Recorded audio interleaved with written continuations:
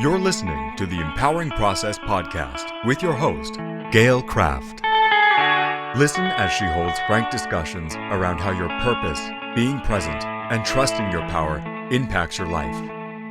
Whether you're an entrepreneur, leader, or developing your vision, you'll find wisdom and insights you can utilize right now. Welcome your host, Gail Kraft. Well, hello, everybody. This is Gail Kraft from the Empowering Process podcast. And with me, I have this beautiful guest, and it's Bonnie Dickson. Bonnie is a photographer, and she is going to share her story about why she is in the type of business she's in. Welcome, Bonnie. Thank you for joining us. Thank you so much for having me. Awesome. This is going to be so interesting. So Bonnie is a twin, and before we get into her story, I do want to talk a little bit about what it's like to see you walking around third dimensionally, not in a mirror. So in high school, I was dating this boy, and maybe it was after high school. I don't know. But he's like, hey, so-and-so is dating someone who looks exactly like you. And I'm like, yeah, whatever. He's like, no, I'm telling you, your doppelganger is here and he's dating her. Yeah. So we go to a party, and lo and behold, this woman walks in, and I almost fell over. She looked I won't say exactly like me. She was a little bit taller, a little bit heavier. But other than that, that was me walking in the room. And my response was, I literally emotionally fell to my knees. I sat on the staircase and I looked between, the whatever they're called, the stiles, to watch her, because it was bizarre. Now imagine being born as a twin and you get to see yourself all the time. And Bonnie's going to share what some of those experiences could be like. Right, Bonnie? Yes, absolutely. First, I'd love to say that I love my sister so much, and there's many positives to having a twin. You always have a best friend. You always have somebody to play with when you're growing up, somebody to share things with. And over the years, we've definitely, had our moments of time apart, time together, but we always come back together. There's this feeling of no matter what, she's always in my corner. And that's been a pretty cool experience. Did I wish to have a brother growing up? Sure. I wondered what that would have been like. But it was interesting as a twin, the challenges that a lot of people don't think about, which is how to be seen as just me and not be compared to my twin, or, oh, there's one of the girls, one of the twins. And, it went as far as in high school, we looked so similar that we would wear different necklaces, or I have a beauty mark on my nose. She's one on her cheek, and people would lean right in and say, oh, okay, your body. But I had to work really hard to be seen as just me, because my sister and I, our personalities are very different.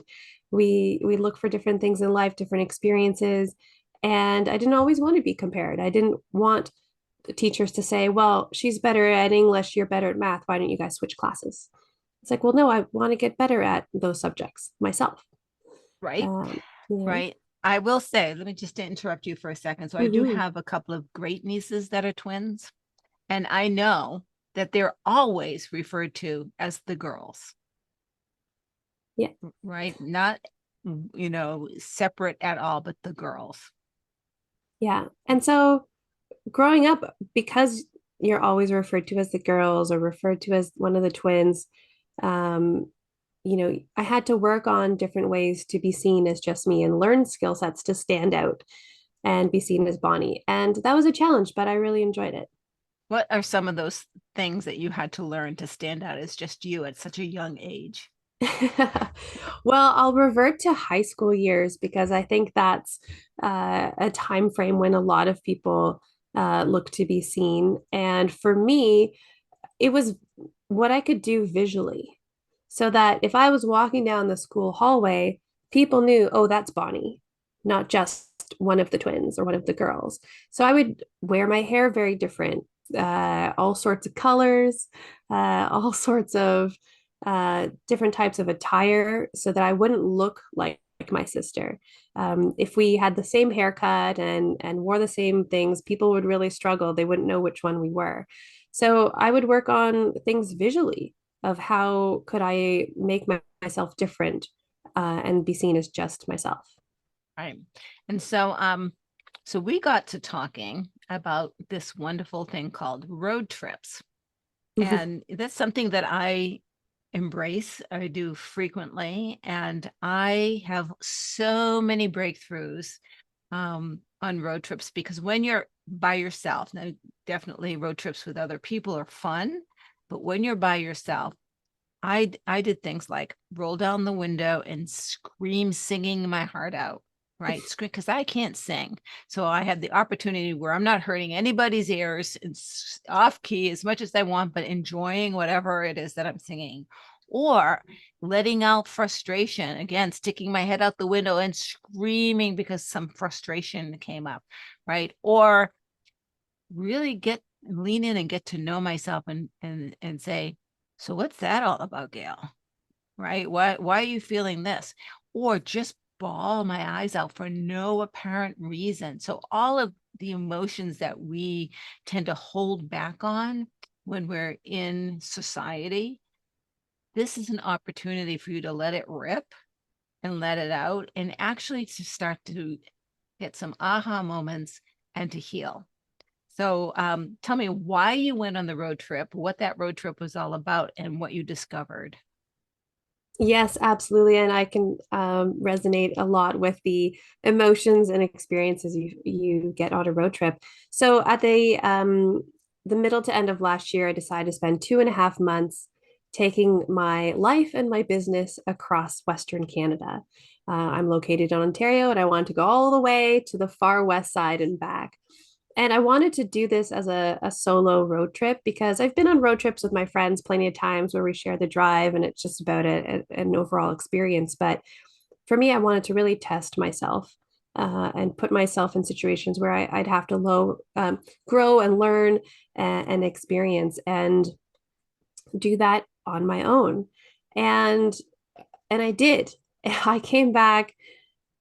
I learned so much about myself and also my business, because part of the experience personally was, you know, figuring out how long could I drive on my own before I'm too tired and it's not safe to drive I anymore. pushed that a little bit too far one time. Yeah. uh, I learned 8 hours is my max. Yeah. I'm safer at 6. I was going to say between 6 and 7 is about it. Yeah. Yes. And because of that, I had to learn as a solo traveling female, safe places to stay for the night, and be able to think on my feet, research those places, find that where maybe I wouldn't have internet connection, things like that, and a lot of planning ahead and being resourceful, but being adaptable as well, because, oh, I didn't have enough time in my day to get to destination B because it took longer to drive, or I decided to stop and experience something along the way, so it made it a longer day. And I really enjoyed those experiences, and there were many moments of tears, uh, both challenging ones in the, oh my gosh, how and why am I doing this, to the ones of where I'm crying out of pure happiness and bliss because, oh my gosh, I'm doing this. Like, I've got this. Right. And I really learned a lot about myself. And I learned a lot about my business as well, interacting with different business owners across the country and having to step outside of my comfort zone and literally walk into businesses and cold call them and be like, here's why I'm here, and here's how I can help you. And here's how I can help your business be seen, because as a photographer, that's my goal. And one of the things that I remember reflecting on the road trip and in one of my evening rest stops was, thinking back about visibility and the different experiences throughout my life that have led me to where I am today as a visibility strategist and photographer. And a lot of that comes back to my roots of being a twin and how learning how to be seen in my youth and stand out as just me helps me with my clients now, because how does a mom and pop pizza shop with a delicious family recipe of this fantastic sauce and glistening cheese and puffy crust on their pizza stand out from all the chains we know, the Pizza Huts, the Domino's, all of those? They need to know how to be visible so people can see them. And Right. it's so interesting to think back on my twin teenage years and how I can apply that to help business owners now. Right. So it's visibility. And it's really kind of interesting because when I first started being an entrepreneur, I joined Business Network International, which has its pros for the new entrepreneur. Once you're seasoned, not so much. But what it did for me is it really honed in, visibility is first, credibility is second, profitability is third. And so what you work on is you started in high school and probably sooner with visibility, right? How do I stand out? Well, I stand out by differentiating myself. How do I differentiate myself and still be me, right? Like you said, you and your sister are very, very different. So how do you portray that difference physically, right? And so that's the visibility, and then the credibility. So you're not only a photographer, you are a little bit different. You are also a strategist. So talk about how that from your history plays a role. Absolutely. When it comes to visibility strategy for a business, and why I incorporate that with my photography is because as a business, you need to have images that tell your story, that capture that unique thing about you online. So, in order to be visible online and go past all the scroll stopping culture that we live in right now, if your image doesn't show that unique thing about you, then people are going to keep scrolling past. Right. So the strategy of what I do is, what is the story you're trying to tell as a business owner? And how can we portray that in an image? So because a picture speaks 1,000 words, and you only have 3 seconds really to look at it before they scroll past. And If so that. working on that, yes, if that. So working on that strategy is so important. And, if I bring that back to my experience as a twin, and we talked just about the visual attire and how I would wear my hair in multiple colors or wear different clothing than my sister would wear. Maybe it's the rock band T-shirts versus like certain sweaters or something. My sister was very stylish, so it was always how do I stand out? Being able to think about what are those unique things about me that when I'm walking down a hallway in high school, I want people to say, oh, that's Bonnie. What's that curiosity? What's that story I'm trying to tell visually when Right. they see me? Right. And applying that same thing to businesses today. What's that unique thing about your business? Whether you're a lawyer, a chiropractor, a pizza shop, it doesn't matter. What's the unique thing about you so that people see that and they want to click to read more? And what's interesting about that is um, sometimes you can miss the mark on that, right? So I'm very spiritual, and you would think that the right pictures for me are, the woo type of pictures, right? But I am also grounded in very practical business strategies. I come from a strong background in being successful in business, and that does not portray really who I am, right? And so I have to pick photographers, and I have, an amazing friend photographer who really gets me, right? And so that when I have a photo shoot done, I actually have a hard time honing it down because they're all spot on, right? You know, we just finished a photo shoot and we went, this is a little bit better than that. Well, all right, I'll let that one go. All right. Well, wait a minute. This one, oh, I want them both. Okay. Awesome. Right? Because, the essence of what I want to portray about who I am is captured, and I don't have to throw a lot of them away, which is a problem. Right? Because they're all just, perfect for what I'm looking for. And so what are some of the strategies that you might come up with? So give us an example of one client that you worked with. And normally I don't go into people's business, but I find it fascinating that that Bonnie's life has led her to do what she does, right? So so tell me, let's do a case study. Thank you. Sure.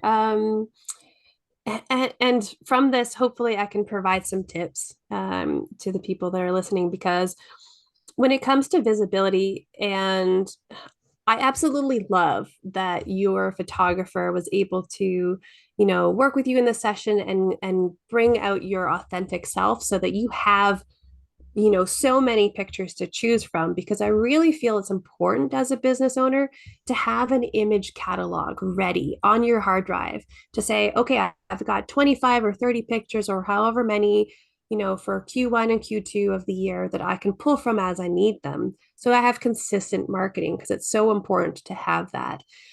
So don't feel bad about throwing away a few here or there, but keep as many as you find are suitable.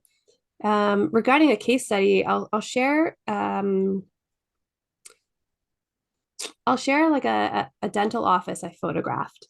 They were new to their neighborhood. It's a female run business and family run business, and they wanted to really show their personalities and the friendly vibe, the welcoming vibe, and but also their skill set and expertise as dentists, and why people should come to them in the neighborhood and what they can give back to the neighborhood.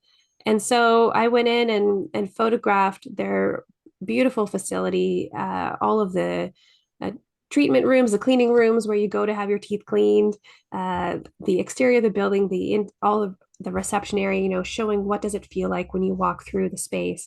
But then also photographing the whole team, the typical headshots, but also the staff at work, so that when, if you're looking for a new dentist in your neighborhood and you Google search dentist near me, when it comes up and people would see this particular dental business, they'll get an idea of, oh, here's what it looks like when they're cleaning my teeth.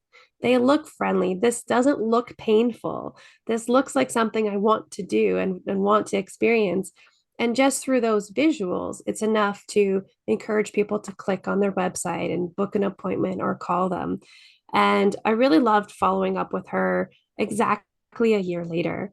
And I said, hey, how's business going? Have you got more foot traffic and things like that? And she said, you know what? People really love our website. And they say they love that when they come in, we look like our pictures and they feel familiar, like they've been here before because we look like our pictures.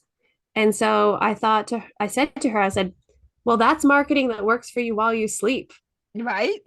People are searching for dentists near me, and it works. You've got people coming in from the community, and they already know what to expect when they walk in. Right. Right.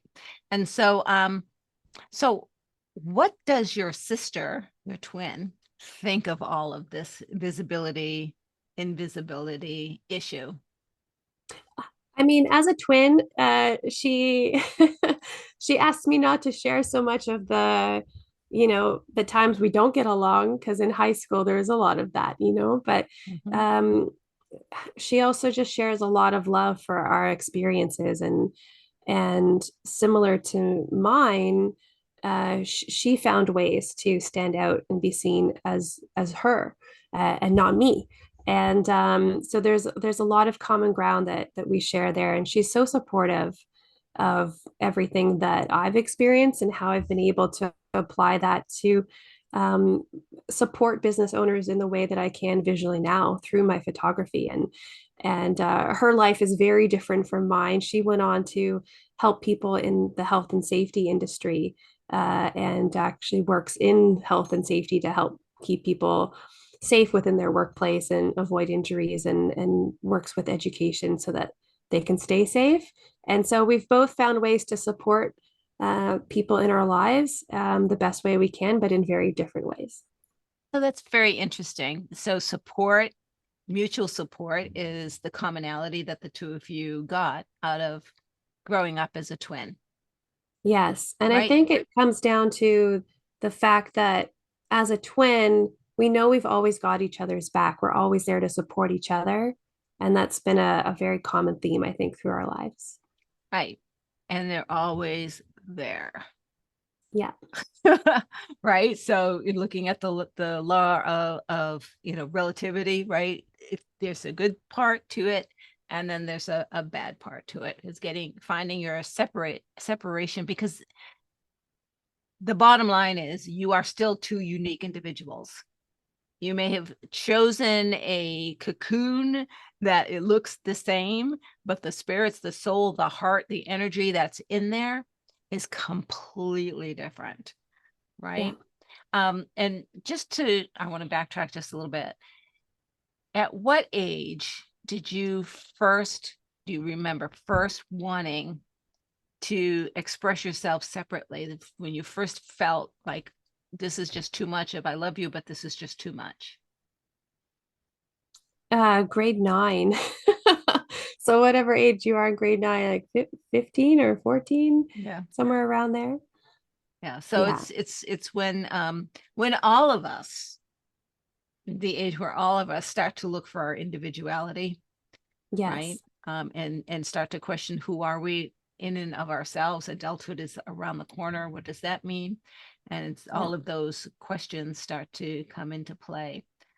So up Yeah. to that point, you were pretty comfortable having. Yeah, up until then, I was pretty comfortable. I had, my best friend and somebody to play with all the time, and yeah, I was content to just be one of the twins. And in grade 8, right before high school, her and I were in a homeroom class with another set of twins. They were male twins, and she would say to me, their names were Steve and Nick. And she would say, Steve is so cute. And I said, which one's Steve? Because they look the same. And our friends would say to me, well, Bonnie, you're a twin. Surely you must be able to tell them apart. Oh, so And I you're was like, genetically predisposed to be able to tell twins apart. I said, well, I'm seeing the same thing you're seeing. They look the same to me. But my sister could always tell them apart. And I don't know if it was Steve's energy versus Nick, or how he carried himself or something, but there was always something about it. And I remember thinking on that when I went into high school, and I said, okay, what can I do to stand out and be different, and be seen as just me? And I think that transition of going into grade 9 and high school years, and teachers telling you, what do you want to do with your life? Who do you want to be? And all those things really gave me the opportunity to reflect Yeah. on, yeah, what did I want that to look like? Right. Right. So very, very interesting, because it's the energy. And what is also interesting, like I had said earlier, the soul, the spirit, the energy in each cocoon is different, because we're all unique and different, yet we all have a universal mind, and we can go like forever on that, but we won't. um so your sister was in tune enough to pick up on the energy differentiating factors, whereas you were focused on the physical. And that's what you're focused on right now, is the physical factors, right? The In visual, yeah. marketing, right?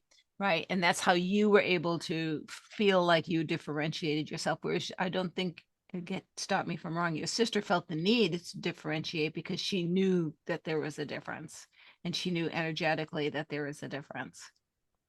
Yes, she's very energy focused, very analytical focused, very um, data and factual. And I have always been a bit more of the creative and visual. And she leads with her heart and does and gives for everyone. And I think because of that, the energy that she shares and puts out there is also energy that she is attuned to and absorbs and recognizes in others. Where I'm very creative and visual and artistic and apply more of those things in what I do. Right. So that's also very interesting. Very interesting. I don't see people physically. Like I wouldn't be able to tell you tomorrow what color your hair is, what color your eyes are, any of that stuff. I wouldn't be able to do that because I don't focus on that. I focus on the energy I feel with you.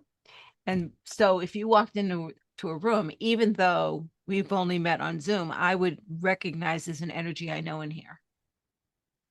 Right. Um, and then probably hone in and I'd be like, I don't know where I know you from, but I know you. Yeah. Right. So very interesting. So what would you recommend to people who feel invisible in their life, that they do to kind of get underneath what that means? I think something to do personally, if you feel invisible in your life, is sit down with a notepad and pen and write down the things that are unique about you. And if you don't know what those are, write down the things that you like to do. And you'll typically find your story hidden in there. You know, a daily story of, I like to wear my hair to the side. I love the color purple. You know, what are the unique things about you? And then how can you portray those in your daily life? And then beyond that, how do I portray that in my business? What's the unique thing about my business? Why come to my dental office versus the other? You know, and then put those into your visuals, put them into the pictures you take with your local photographer. And if you have, you know, 30 to 50 and you can't choose between them, well, then talk to me. I'll help you with that strategy. I got some help. So here's another suggestion. Years ago, I think it was my book launch. I was getting ready to launch my book, and I was working with a marketing person around that. And she wanted to know the uniqueness of me. And honestly, I change like daily. So you want to ask me the uniqueness of me. What I'm going to tell you today is going to be different tomorrow. So I'm kind of stumped. So we went to lunch with a dear friend. And as we're eating, she looked at my friend and she said, "So tell me about Gail." And that's where she heard. So Mm-hmm. go to lunch, have three, because I know I would have had a hard time asking. So tell me about me. Right. Right. But have someone be like the facilitator and ask a dear friend, so tell me about you. And the interesting thing is what comes out. I was shocked. But I had to say, yeah, she's right. Yeah, she's right.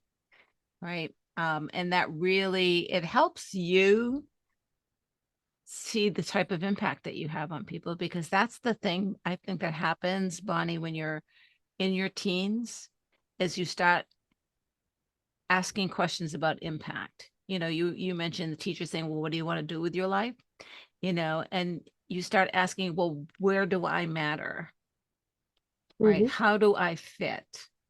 What was my gift? What is my purpose? All of those questions start coming out at an age where you've never been asked that before. And it can be very frustrating and very confusing at that time. And so you went the physical route and went, well, I'm going to stand out and figure it out this way.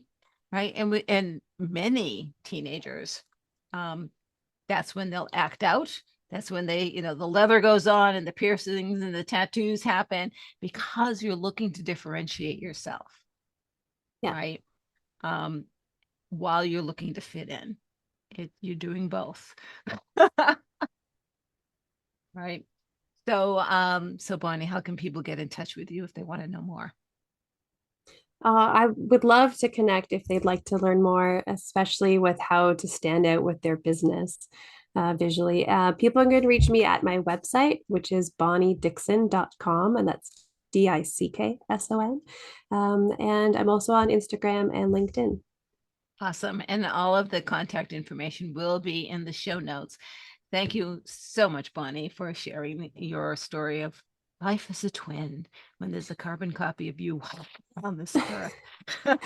Thank you. You asked incredible questions. It was a pleasure. Okay, good, great. And everybody, thank you. This is Gail Kraft from the Empowering Process podcast. If something interests you in this, please do leave a comment and maybe we'll have a chance to get back to you on it. And if you liked it, give us a thumbs up. Always, always subscribe so that you know about upcoming episodes. And if you know someone who could benefit from this episode, do share it out to them. We would love to touch another soul. Thank you, everybody. This is Gail Kraft. Bye-bye.